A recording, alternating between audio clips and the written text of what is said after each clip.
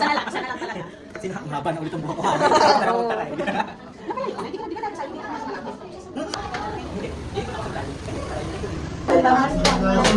Isang Kristo, malugod ko pong binabati ang bawat isa ng maligayang pagdating sa ating Friday worship service. Surely the land where the foot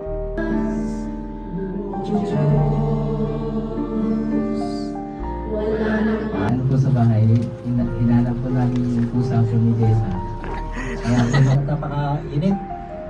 Wala naman ba kami bigay po sa inyo, nakakakala. Hindi po ako mag-abroad ulit kasi naghiwalay po kami.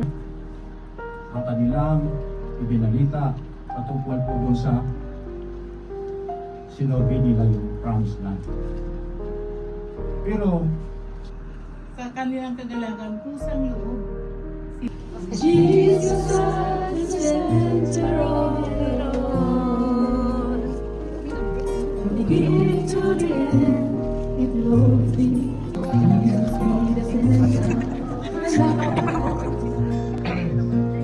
Jesus be the center of my life. It will always be, it's always be, and every day will be. Tulungan mo kami, Panginoon, na matutunan ang bawat salita mo. Meron po tayong mga samay sa Pilipinas po. You are here, I'm glad you are here to share my love for you. Siya lalo, siya ang korte. Nabasa niya yun? Sabi ko, ito na yung hindi pa uso yung ano nun, ano? Ang tagal daw maluto, nagreklamo sila. Ayun, bakit kayo late ng tanong? No, anyway, ay Ate Libby. Yun lang po Sige. katulad po nung mga ano. Ang alatay, ang Lord. Na nasunog na.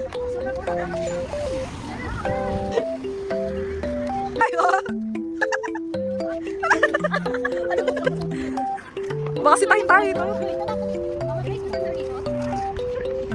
Sila ano kawawa? Tara dito. Hirap yung card niya.